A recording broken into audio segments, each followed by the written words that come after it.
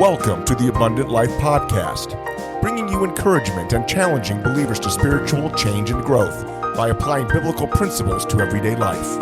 And now your hosts, Saso, Mendez and Ben Arellano.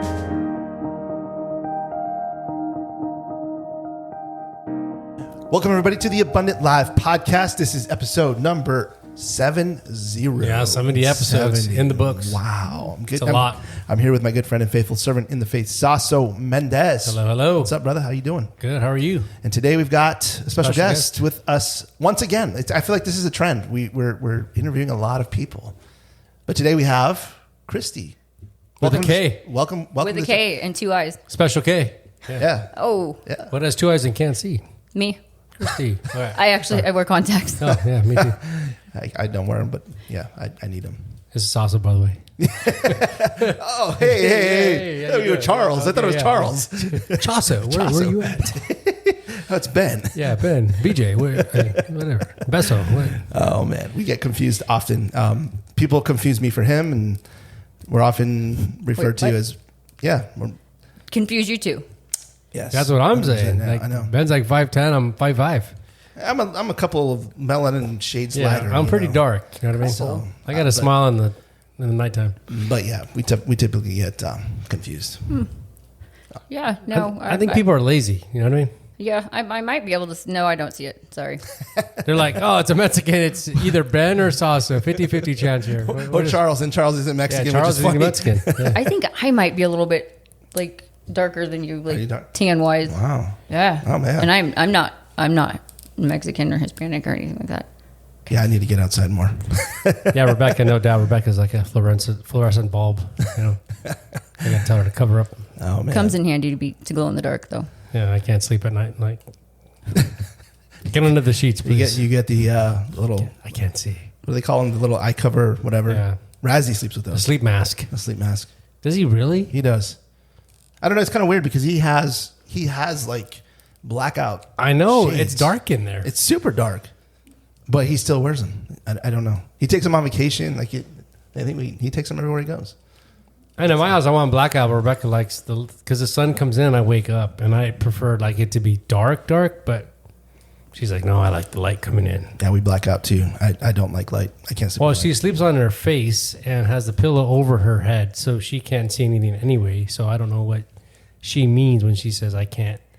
I like the light. Like, I've never met anybody that puts a pillow on top of their head. You sure she does? You're not doing that like in the middle of the night? No. All right. Mm-mm. I don't know how does she breathe? No, I don't know. Oh no. That's pretty wild.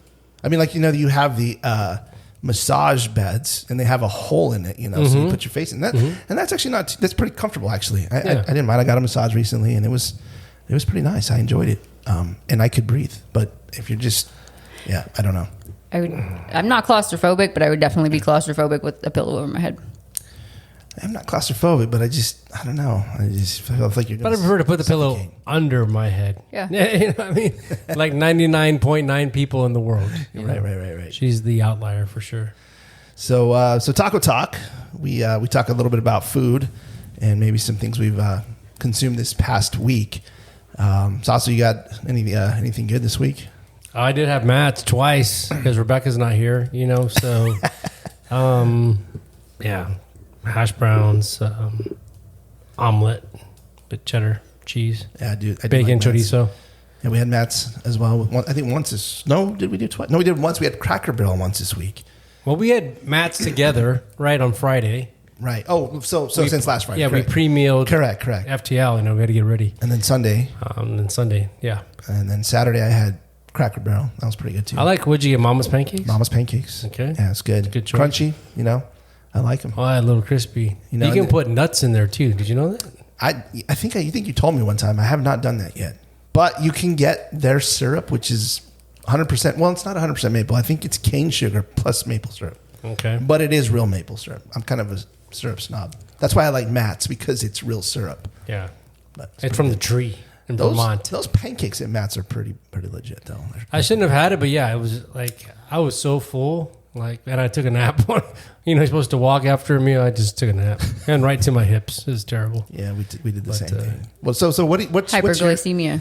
Yeah, that's probably what happened. Yeah, thanks. So what's your poison? What your All food. all food? Yeah, Okay, I like food. Okay.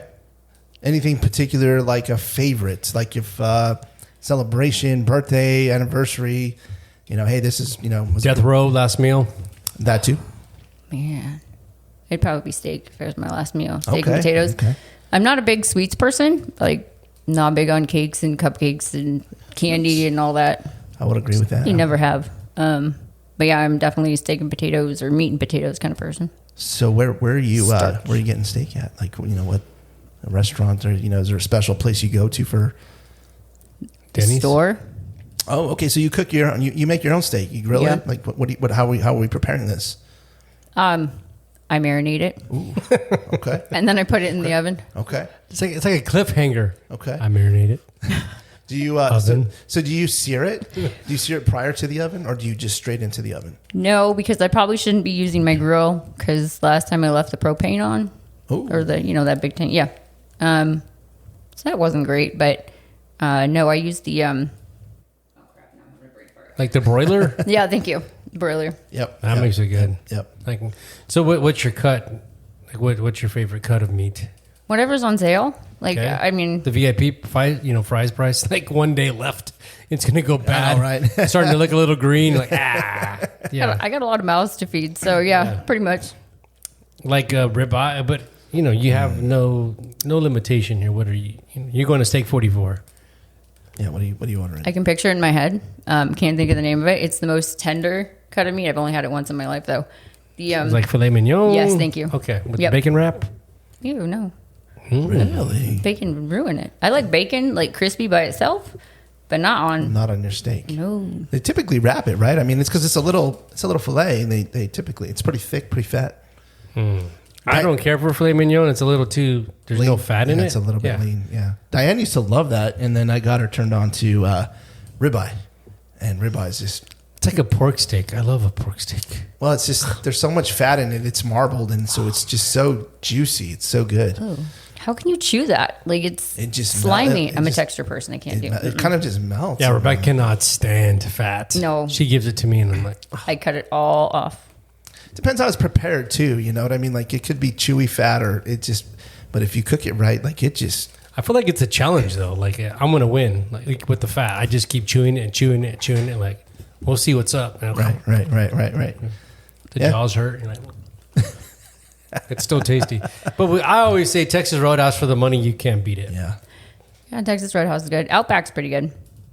Not It's big- expensive. I'm not a big Outback person. Yeah, I think I want to say I've been there maybe once, but I don't know. I mean, one time I went to Denny's with Matt, and I asked the guy, like, because I used to, back in the day, get T-bone steak and eggs. So I asked him, how's your T-bone steak? He goes, oh, these are premier cuts of meat. Wow. He brought me the steak, and there's an O-bone. There was no T-bone. It was like in the shape of an O, like this big. It was the worst piece of meat I've ever had. What, you were at Denny's, right? Exactly. Yeah, but you remember like a memory for you, and then you get to be an adult, or you get older, and you're just like, yeah. Well, what was I thinking at that time? Like, this is, this is weird. Why would I wear like aqua green, whatever shorts? Yeah. Like, it was cool, but I don't know. Yeah. That was a faux pas. Well, Matt's the one that want to go to Denny's. I'll never want to go to Denny's. Never. But Rebecca likes this new Denny's over here, and she said it's good. What She said, do you guys get? I don't get anything because I don't go with her. Oh. She goes with her friend. Oh, I got you. I go to Matt's. You know what I mean? Yeah. What is Matt's, by the way? I've never heard Breakfast. Matt's Big Breakfast. Yeah, it's pretty much like all natural, all organic. Everything's homemade. Like it's really good food. It's not Like real butter, real syrup. probably stuff cooked in olive oil. Like not Yeah. You know. of it. So bio-organic, do you mean like it grows in the ground like all? Yeah, they use local Vegetables and- They use local farmers here in Arizona. As far as I know. Cage-free eggs, which I don't care. Whatever. Right. Yeah. Yeah. But speaking about eggs, I mean, you kind of got us on the topic now. So you raise chickens, and you have a lot of eggs. I actually have some of the most spoiled chickens probably in the state of Arizona. Well, you bring them to FTL, so yeah, that's pretty spoiled. And I think Those are the bantams. was it one time that you bathed your chicken? Like you took them a bath. Well, yeah, they have to. I have this chicken. I call her Miss Fuzzy Britches because of the type of chicken that she is. She just looks like a puffball, and she gets really messy when she eats watermelon. It gets all in her. Watermelon. Wow. I'm telling you, my chickens are spoiled. Those eggs are going to be bomb. No wonder you're buying the VIP steak from Fry's. You got to feed them chickens. Seedless, please. Chickens love chicken. Oh, What? Wow. Yeah. What? They're little cannibals. Oh. You know how great a chicken would taste if all they fed was all they ate was chicken? Yeah. Like if a pig just ate pig? Interesting. Phenomenal. I never thought about that. It's like putting bacon on a ham sandwich. Delicious. Wow. Wow. Cordon bleu. Yep. Interesting. Wow. I didn't know that. Yeah. So if one chicken dies, you can feed them to the rest of the chickens. Oh no, because once they die, it's usually either like old age or I'm not sure why they died, so I'm not gonna risk that. Oh.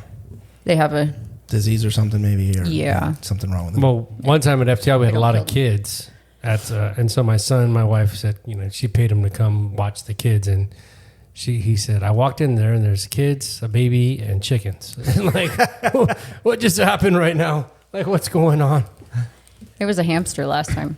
Oh, yeah, that's wow. right. Oh, wow. Okay. Super soft hamster. Do you wash him as well? No, he does his own little sand baths. Telling my animals are really spoiled. Yeah, put them out in the rain. You know what I mean? Wow. Well, yeah, they go in the That's a rain too, bath. but then they get in the mud. Okay. They roll around. Chickens roll around in the dirt. They give themselves dirt baths. So you have a pretty big lot, or do your neighbors appreciate your chickens? They do because I share eggs with them. Okay. Yeah, So you I kind of bribe them. So you must have a rooster, I assume, right? Unfortunately, we do. He's a bantam.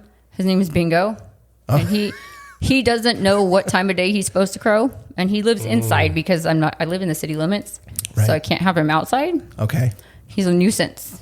Okay. I love him to death, but he's a nuisance. So like And 2 o'clock in the morning, he's anytime. It's 2 like- o'clock in the afternoon. 2 o'clock in the Peter morning. betrayed the Lord again. You know what I mean? He's going off. Yeah, This but rooster. His internal clock's pretty messed up. I wonder what happened. It is. there. And- You got to take him to the Rolex shop, bro, and get that thing ready. I know. You got to get him reorganized. but he's only about this big, and this is about as big as he's ever going to get. Okay. And he thinks he is about this big. Oh. Yeah. Yeah, I think that's kind of the whole rooster thing, right? I mean, Yeah. yeah. Yeah. El gallo. I think I'm like 5'10" too, but I'm in reality not. It's the same. But he's too young still, so he doesn't make the eggs fertilized. So that's good. So, okay, so we have chickens and we have hamsters. So what else do we have? Rats. Okay. Mm-hmm. So you raise rats or just like you have pet rats? Well, my kids Or do you live in the hood? Like, Right. I have cockroaches and I got rats. So we named They them. jump the fence and steal stuff. Yeah.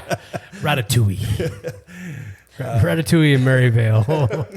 We had roof rats. Not us, but the neighbors. And they used to run around. You could see them running on the back fences. Is that what a roof rat? That's what They're they are. huge. They look like cats. So the other day, Citrus trees, bro. I'm sitting in the backyard and I'm on the phone and I look up and right across the fence I see something running. It was kind of dark though, and I saw something run across. I wonder if it was a roof rat.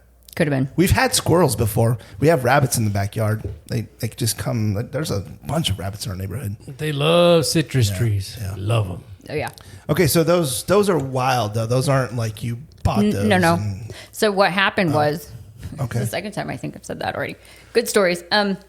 So we had snakes at one point. We had ball pythons, two of them. Wow. Okay. And they eat rats, Right. live rats. And when they were eating about the medium-sized one, they got that big, and they decided they were going to stop eating. One of them got sick. The other one, I don't know. She just didn't want to eat. And we had unknowingly got a male and a female rat.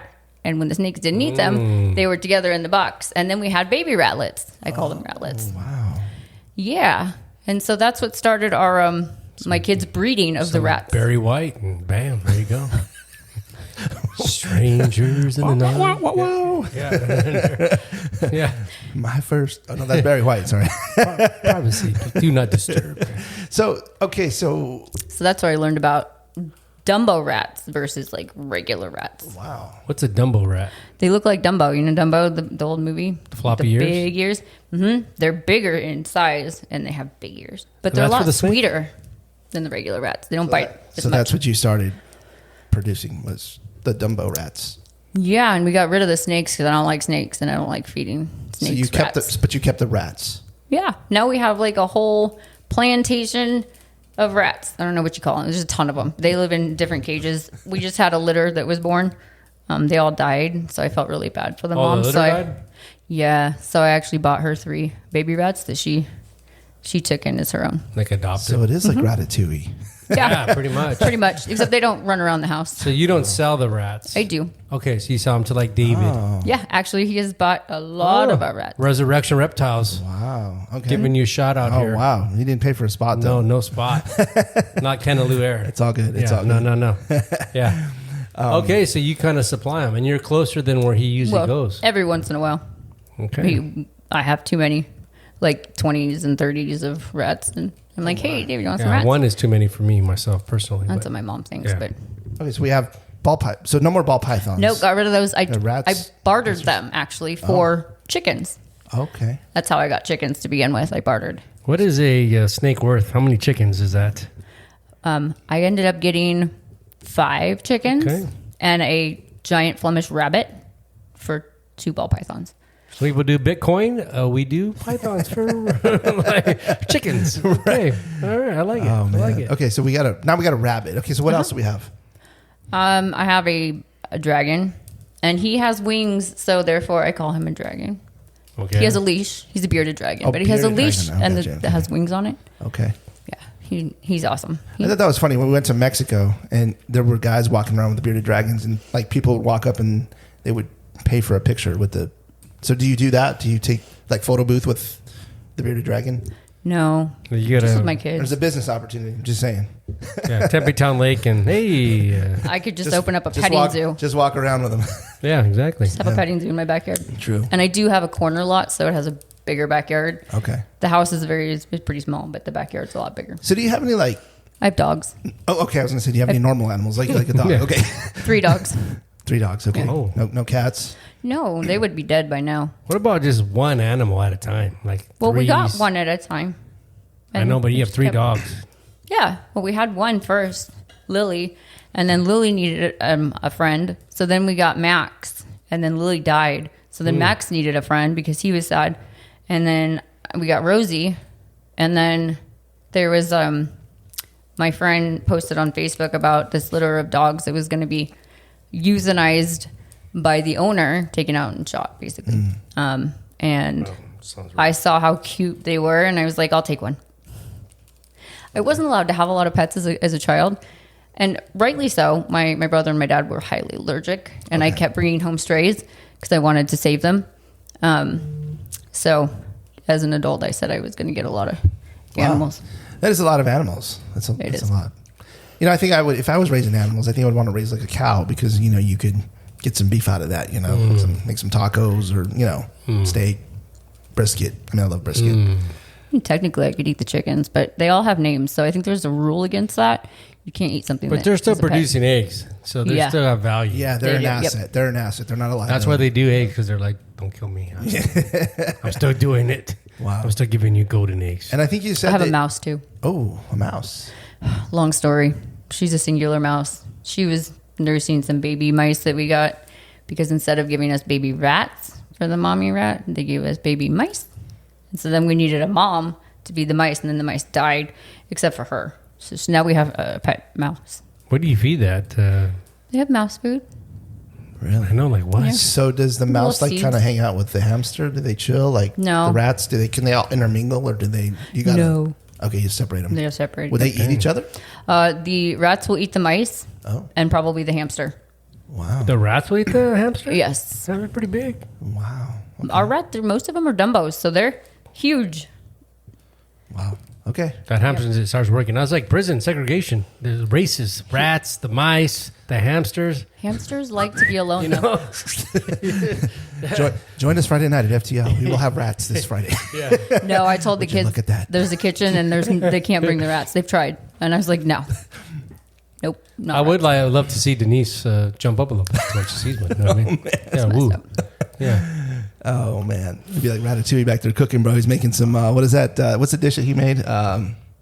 Man, I can't remember what it's called. It's called ratatouille. Oh, it's ratatouille. That's right. That's the dish. That's right. Hence the name. You know. Yeah. Yeah. Good times. Funny. Yeah. All right. Do you want to get into content? Yeah. Let's My jump in. mother-in-law's already not listening. Yeah, we probably lost a few people. That's okay though. That's okay. Love you. Before you get into the content, let's I want to let everybody know we are at abundantlife.fm. You can find us there, and you can view our show notes. You can see our previous episodes, and among other things, we have food recommendations there, although I have not updated those in a while.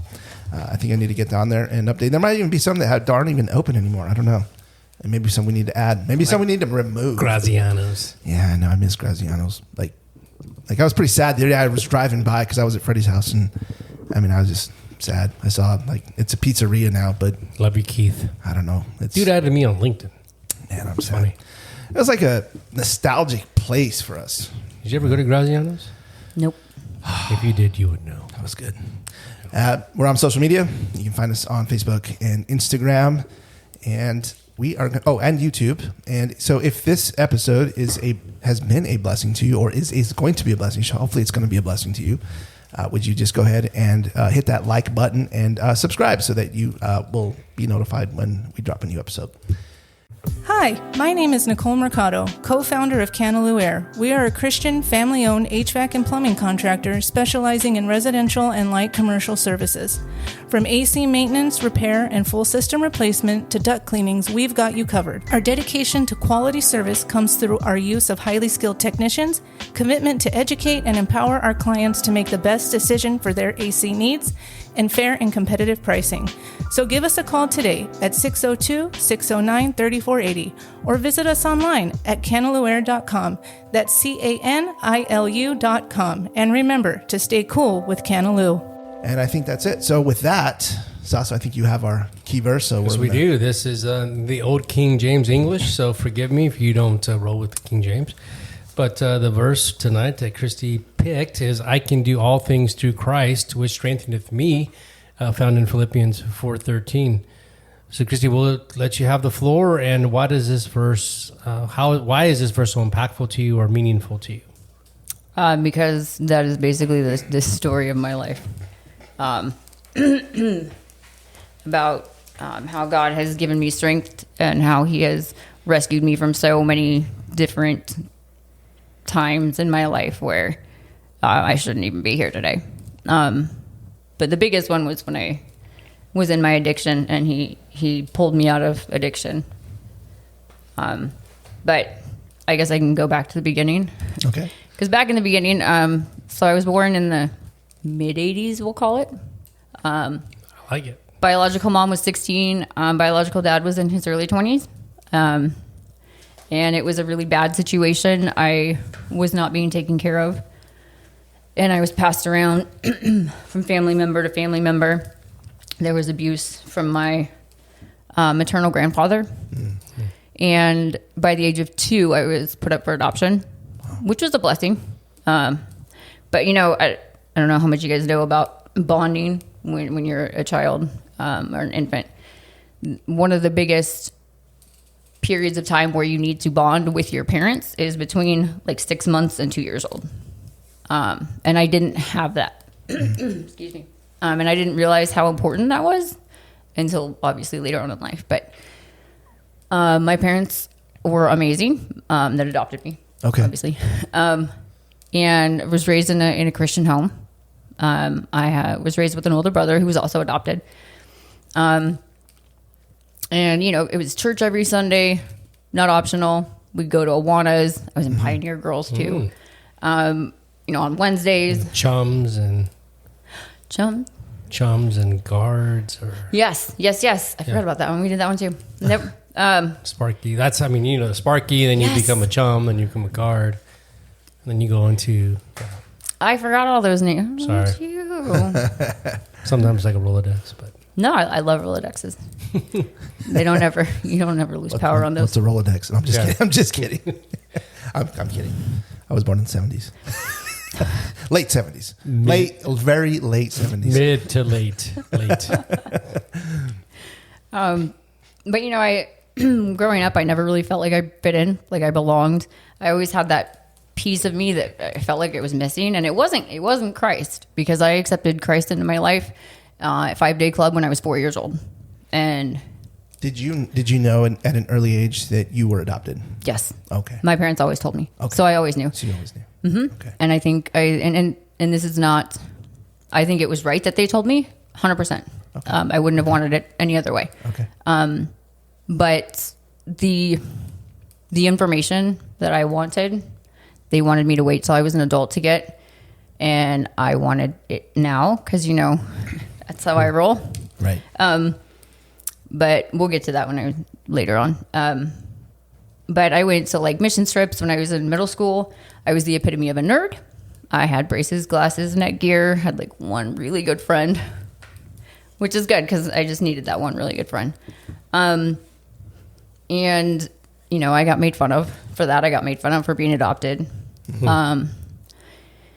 And by the time I got into high school, we started going to mission trips in Mexico instead of, downtown Modesto, taking graffiti off the walls. But I always felt like I belonged. When I was doing those mission trips, I always felt like I fit in. I didn't feel like there was anything missing. In school where they make you write like stories, all of my stories, I actually have all of my stories that I wrote because my mom saved them. They are all about someone or something that didn't feel like they fit in, didn't feel like they belonged. And then by the end of the story, they had their happy ending. And it was interesting to go back and read those. And even though I had a really close relationship with as close of a relationship with my parents as I could have, but I didn't have that initial bonding with them.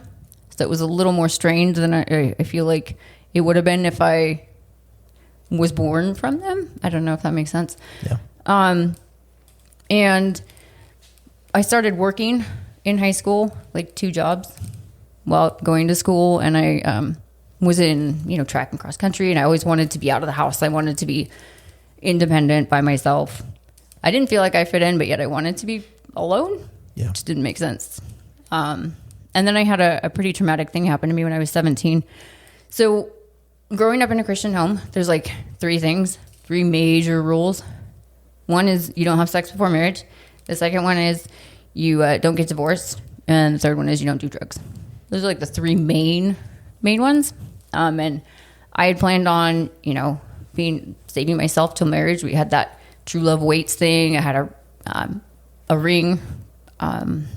And that was taken from me. That choice was taken from me. And the guilt and shame that I carried from that was unreal. And I didn't tell anybody because I didn't want them to think differently of me. And it ended up where I fell in love with the guy. And I didn't want to ruin his life by saying anything because I knew if I said something, my parents would have filed charges.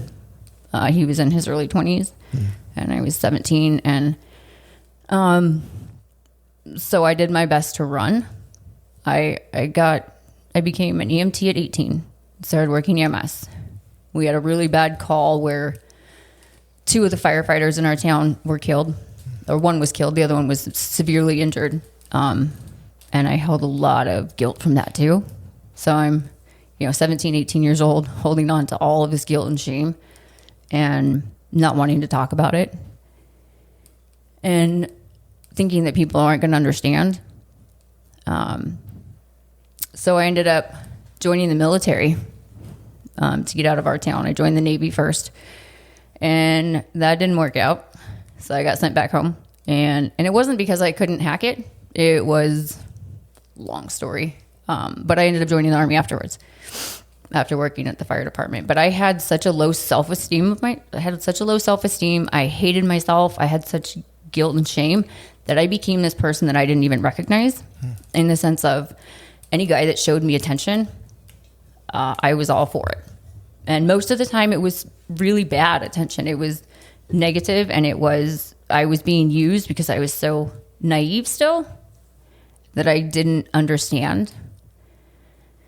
And I was running from God too at this time because I figured he would be ashamed of me too, because I wasn't married when I had sex for the first time, and I wouldn't call it that, but I when I got to my duty station when I was in the Army, they send you through reception, and there is this person who's a sergeant first class that you're supposed to talk with, and he's supposed to show you around, and he's supposed to be somebody that you can trust, right?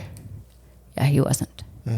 And I wasn't going to let somebody get away with it a second time. So I said something that time, and it turned out that women from past the statute of limitations were coming forward after I came forward on that one. Problem was, I had to go through a court-martial, and that was worse than the incident itself, having to testify against him, but there was 5 of us. And that was kind of like the downward spiral of my military career. I ended up getting pregnant, and I married the guy. That was my first ex-husband. And he got deployed. I was taking care of our daughter, and we grew apart. Things happened. I moved us out here to Arizona because we were both stationed in upstate New York. And we had a son, and I had back problems from being in the military. Oh, let me go back to being in the military. That's where I started my alcohol addiction. Big time. Because I was trying to cover up my guilt and my shame. And so I didn't drink to have fun. I drank to black out. I drank to not remember, because if I didn't remember, then it didn't happen. And I couldn't feel guilt and shame for something that I couldn't remember. So I quit drinking, obviously, with the kids, and moved out here. And I had a doctor that was prescribing me Percocet, like candy. That was back in the day when they were doing that. And that's when I discovered that medication made me feel nothing too. And I didn't have a hangover. I didn't get the physical addictions. I mean, I liked it and I wanted it and I took it too much. But when I stopped, I didn't have the withdrawal. And I would start and stop that because the doctor quit the practice. Anyway, I ended up getting divorced. So now I've kind of broken 2 of the rules already. And my mom actually took his side because he had told her some untruths about the divorce. And I finally came clean with her about that. And so I felt like I had somebody on my side. But, in the marriage, I felt like I belonged. I felt like I had purpose. But my relationship with God wasn't strong. I started drinking again after that divorce. It was really tough. Trying to get on my feet and take care of the kids by myself and basically starting over from scratch. And I ended up having another kid in between because I'm still looking for love in all the wrong places. And let's see, it was actually before I had her, I was drugged and raped. And then I met her dad and had a third kid. And during the time I was pregnant with her, I met my second ex-husband. I went from bad to worse in my marriages because my relationship with God was not there at all at this point. And I was still doing any guy that showed me attention, here I am. Okay, you showed me attention, that must mean you like me. And I was still very immature, I guess, when it came to men. And I was going to hold on to this marriage because I didn't want it to fail. But he introduced me to the world of hard drugs. I started a meth addiction. I started a heroin addiction, fentanyl, anything I could get my hands on, because I discovered that I didn't feel, and I didn't care that I didn't feel.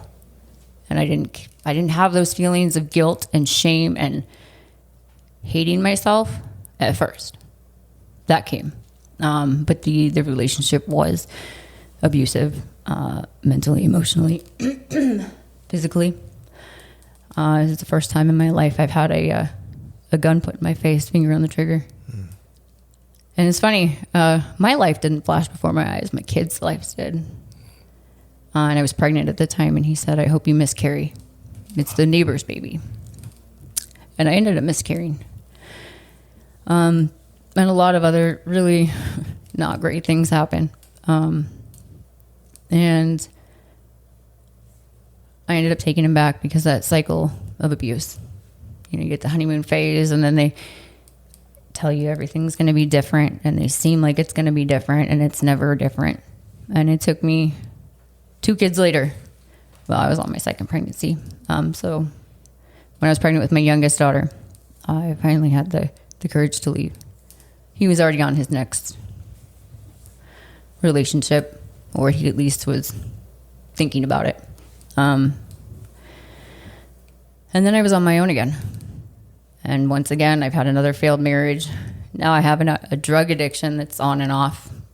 And I spent all of 2018 destroying my life. I had gone to nursing school. I'd graduated nursing school. I had 5 kids at this point. And I was throwing my life away. My dad was dying. And my mom and my dad moved out here. And I found out that what my dad had wasn't what he was diagnosed with. He ended up having autoimmune encephalitis instead of early onset dementia, which is curable if you catch it in time. And I couldn't handle my own life, much less watching my dad die. And I was a terrible daughter at the time. I was not helpful to my mother. I was not taking care of myself, not taking care of my kids. And I couldn't handle watching my dad go. And by the end of 2018, all my kids were removed from my custody, and rightly so. Rightly so. But that was what started me on the path to my rock bottom, because that wasn't quite my rock bottom, but it was my, hey, pay attention. Things are getting bad. And I tried at that point when my kids were removed. I tried really hard to quit. I was suicidal. I would go into detox, and I detoxed for a couple weeks, get out and start right back on it, because I couldn't see my life being sober. I could not picture what sobriety was anymore. And I couldn't, my brain, Satan was telling me, you can't live without this, and you can't live with it, but you can't live without it.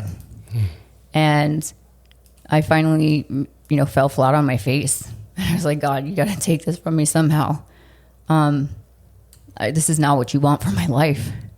Like, nobody's life should be like that, And I was lying about my drug use. So I was misdiagnosed as bipolar.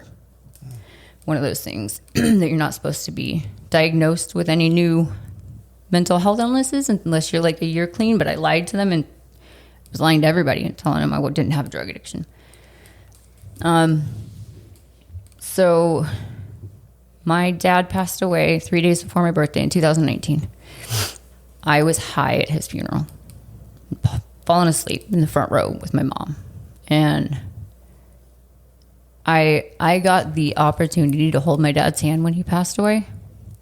But then the guilt and shame came from not being there for him, for not being there for my mom, for not being a better daughter, a better person, better mom. And in this May 14th, 2019, I said, all right, God, I'm done. I can't do this anymore. But I overdosed myself on the way to the hospital. And I was Narcan, and they saved my life. Unfortunately, I was awake for it, but, it helped me remember where I didn't want to be. And I spent the next several days puking every 15 minutes, like clockwork. I was in an adult diaper, and I wanted to remember every minute of it because I didn't want to do it again. Because I knew that when I didn't remember, I would go back to it. And I went to rehab at the VA. I did a 90-day program in 30 days.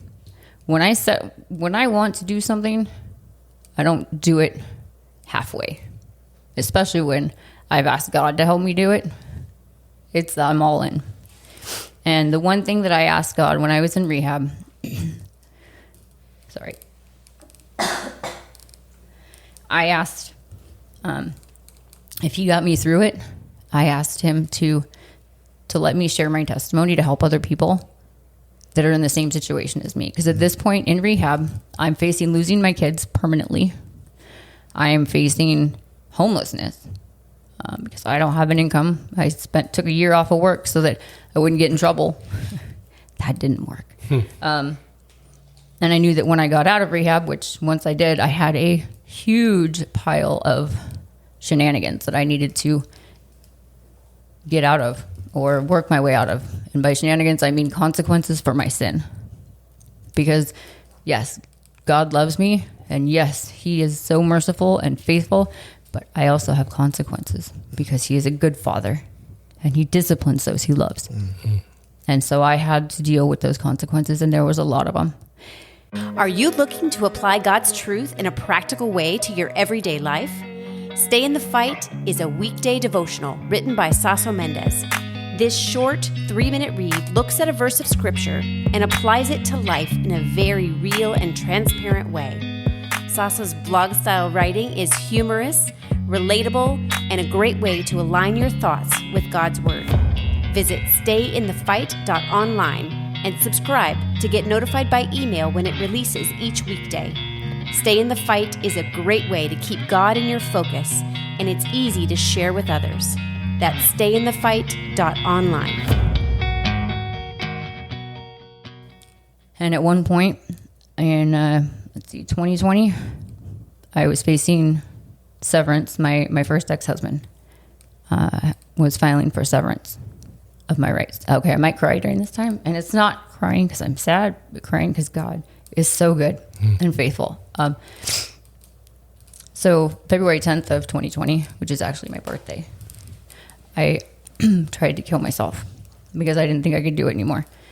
And I took 90 lithium, 60 Suboxone, and all the propanolol I had in my house. And I drank alcohol with it because I wanted it to work. And I said goodbye to my brother who lives in New York. And he saved my life because he called my mom and told her that she needed to either come over to my house or call 911 or whatever. And that saved my life. I woke up in the ICU 4 days later. And I almost died. I had to have multiple rounds of dialysis. My lithium level was over 6. I had been saving up the meds because the VA kept sending them to me, and I wasn't bipolar, and they'd send me 3 months worth of lithium. So as soon as I got that, that's when I took it all. And I had a guy from the VA come. This guy didn't know me from Adam, and he's like, you know what? What is wrong with you? I said, what do you mean what's wrong with me? He's like, you only get one shot at this life. Like, what are you doing? You still have your kids. You keep pulling stunts like this, you're not going to have them. And it was at that point that I realized, oh, yeah, I'm still messing up. It may not be the same mess ups, but I'm still messing up. And my ex would tell me, people don't get off those drugs. Yeah, you're doing okay right now, but you're never going to get off of it. Multiple times he told me that. Family court said that I could work my relationship back with my kids. My son, my oldest son, he agreed to do therapy with me. My oldest daughter did not want to. She wanted nothing to do with me at the time, and she actually wrote a letter to the judge that I read. And it was heartbreaking, but it was honest, and I appreciated that, and I wasn't mad at her at all. It opened my eyes to how, like, I had made her feel. And I kept doing the next right thing, asking God to guide my steps. And I was still holding on to smoking at this point, too. But I told God I could do one thing at a time because I was so overwhelmed. Told my mom that, too. She was harping on me for a long time about smoking. But I was at therapy with my son, and it was the week of the severance, and the therapist was like, okay, so I'll see you on Thursday. I said, no, that's the day of the severance. She goes, okay, I'll see you Thursday. I said, no, I have court. He dropped the severance the week of it. because I was doing the right thing and I was doing the therapy that I needed to do, and I was, God was doing it. It wasn't me. Tell you what, if it was me, I'd be back using again. But my daughter wanted nothing to do with it. She wanted to be adopted by her stepmom. And God was there, and God held me when I made the decision,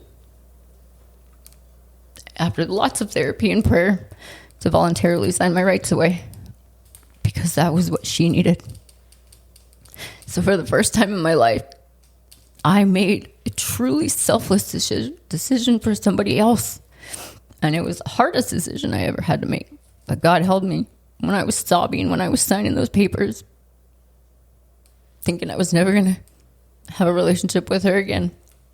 But God has mended the relationship with all my children. Amen. And she approached me.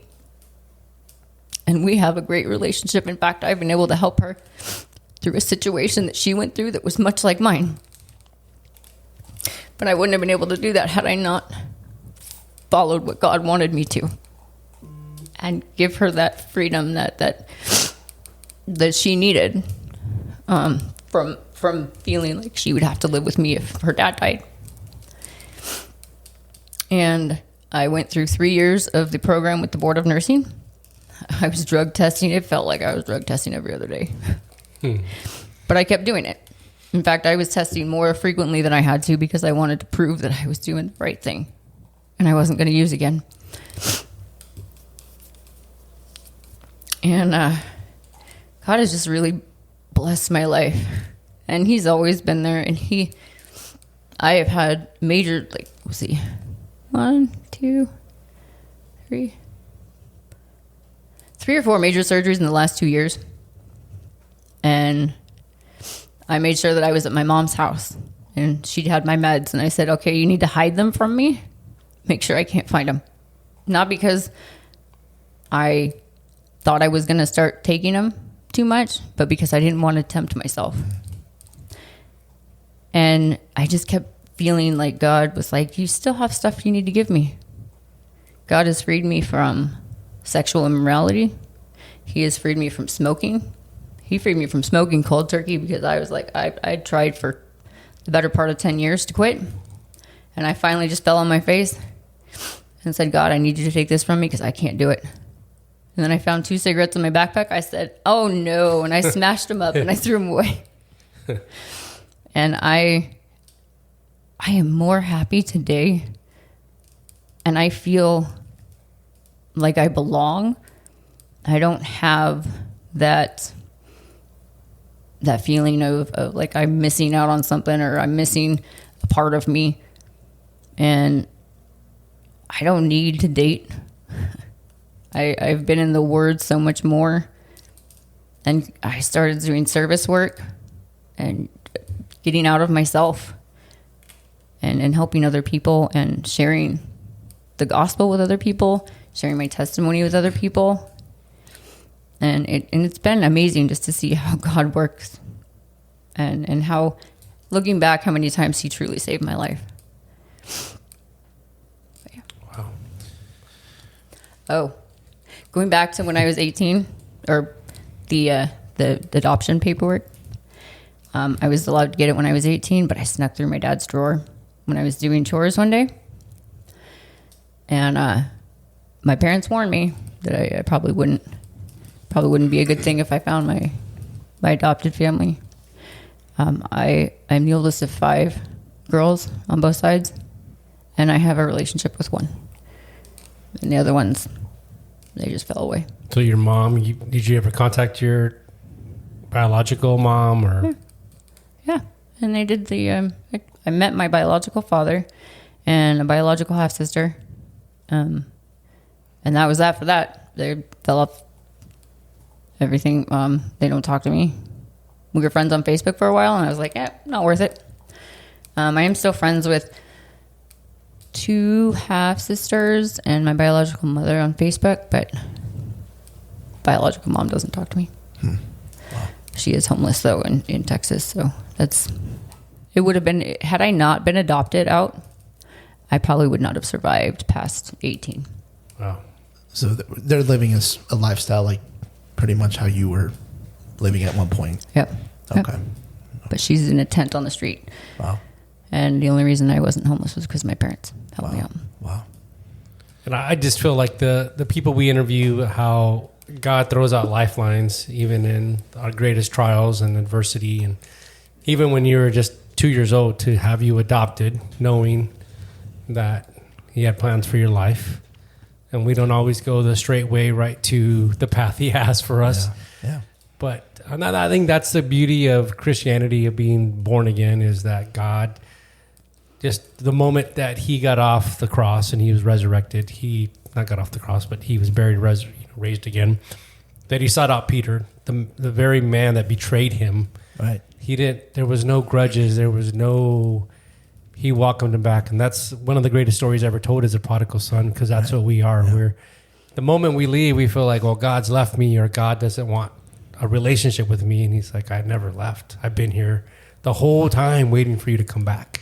Yeah. And I'll treat you there's consequences, right? Because that's what we look at love. Like, love is, I love you. But sometimes love is a spanking, right? Sometimes love is, don't do that again. Like, just like he would break the lamb's leg and he would put them on their shoulders so they would grow close, and then the lamb would heal, and then they would, there was a growth process of, being broken to be, made whole again in him. So, wow, that's pretty powerful. Yeah, and I think of adoption, and we've had an episode about adoption, and it was a brother from church that was adopted. But I think of, I mean, obviously, I don't know what it's like to be adopted. I was, I'm biological parents. My sister says I am, but I don't think that's true. But I think of the fact that we are adopted into God's family, but it's by choice, and which makes it almost all the more special, because they made the choice. God made the choice. Jesus made the choice to adopt me into his family. Your parents made that choice to adopt you. And I think that's just, there's something special about that adoption, when we can call God Abba Father. Mm-hmm. And it's just, it's an amazing thought when you think of it. Because, I think of the things I've done in my life, and a lot of things I'm not proud of, and sin I've engaged in, but he still loves me. And it's mind blowing, because we're conditional people. That's just how we are. We're conditional, but he's unconditional. He has this love that's perfect, and I don't quite understand, but it's amazing. When kids used to make fun of me for being adopted, my comeback was, your parents got stuck with you. My parents picked me. Exactly right. Exactly, 100%. And to think that Jesus died on the cross for my sins. He picked me knowing that I was going to do all of these things. Wow. And he still said, I love you, and I choose you. And I chose him, and I'm adopted twice. So so I know you said you were brought up in church, and mm-hmm. basically when the doors were open, you were there. But do you remember a time when you put your trust in the Lord? The moment of salvation. Do you remember? First time, 4 years old. We were in our old house in Modesto. Okay. I'm not going to say the address, but I still remember the address. I was sitting behind this old, 80s. I was actually on my knees, bent forward, with my hands and face on the ground. Mm-hmm. And that was the first time I was 4. And I distinctly remember that. I don't have any memories other than that, at that young of an age. And then multiple times in middle school, I re-asked Jesus into my heart, just in case it didn't stick the first time. Right. Or second time, yeah. So. Right. I can kind of relate to that. I was 5 years old, and so when you get into sin and stuff, when you get into high school, and you doubt, yeah. And we were in this crazy windy road going up to camp, and we took the wrong road, and it was one lane each way, and there's crosses littering this highway. It was sketch to be to say the least. And I was just praying, because I was driving, and all the kids were like, "We're gonna die." Teenagers have no tact whatsoever. And I'm like, you keep talking, that's going to come sooner than later. And I just feel like it's so weird when I got back, I was so thankful that God got us through that. And I feel like at that time he gave me clarity to say, yeah, you were saved when you were 5 years old. And just that conviction that comes when you do wrong. And sometimes you go through periods where you're sinning, and you feel nothing. And then there's other times when you're like, wow, like I've gone really far, further than I ever thought I ever would. Like, I can't believe I'm in this. And he brings the thought to your mind, like, hey, what are you doing? Like, you're still my child, and come back. So just a powerful testimony. I've never heard it before. And I know you started coming to Freedom that last, at the times when we didn't have it, and we have it 52 times a year. And the first time you came, there was a women's conference, and I know I took you over there, and you saw all these women, and you're like, way too intimidating. Yeah, not all gonna these happen. smiling women who like had their arms open, wanting to hug. That was scary. That's all right. My wife's similar. She's like, sees a bunch of women. She's like, I'm good. I'm not a hugger, No. My Ben knows I'm working on it. I'm a hugger. That's just me. But So is Tony. He hugs everybody at Freedom the Last, pretty much. Oh yeah. Not me. No shame. I have the resty and scary face, so like I think I scare away people from hugging me, except Rebecca. She don't care. No, she hugs everybody. Like, she has a compassionate heart. Yeah. Like, she truly, she loved me, so just loves people. She says you have mean face. Yeah, she says I have a mean face, which is a nice way to say you're ugly. She's like, you just have a mean face. Your face is mean. I'm like, just like you go to the park to pass all tracks and like, you don't want no trouble. I'm like, I don't want trouble either. I'm just trying to bite you to freedom at last. Just want to give you water, bro. I want to give you water and a track. That's it. Well, thank you for sharing and being vulnerable. And I think there's a brother that came to Freedom the Last a year ago that is battling addiction, and it was alcohol, and now it's turned into a meth addiction. Yeah. And that's kind of what he says. Like, I know I need to stop, and I'm ready to come on Friday, and then I give in, and then I don't feel like I'm right to come. And and that's the thing, right? I mean, you don't clean yourself up before you jump in the shower. I mean, you come as you are. I mean, you have to, because there's no other way. You're not going to clean yourself up. You can't clean yourself up. You need God's help. It's God's impossible. divine help. It's impossible to clean yourself up. We can't. Yeah. And His strength is made perfect in our weakness.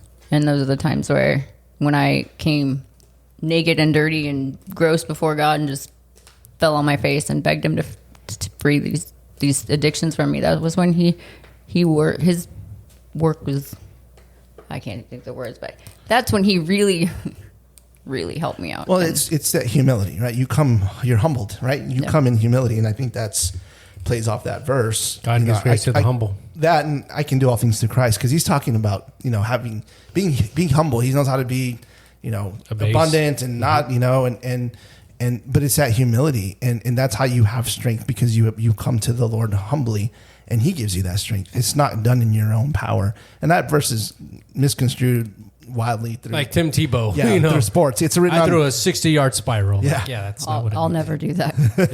I won't even try. No, but he gives you strength abundantly, not physically but spiritually.